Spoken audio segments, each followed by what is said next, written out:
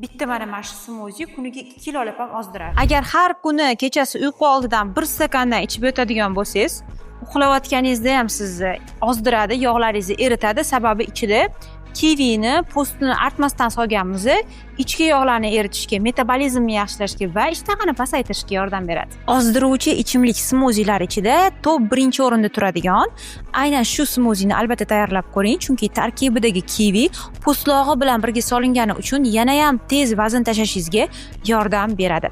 Har kuni kechki ovqat o'rniga ichasiz va ichganingizdan keyin ovqatlanmaysiz. Kechqurun uxlaganingizda ham ozdiradi, yog'laringizni eritadi. Ichingizni zo'r kelishiga, yuzlaringiz tiniq bo'lishiga ham yordam beradi. Kimlarga ichish mumkin emas? Qanaqa holatlarda ichiladi?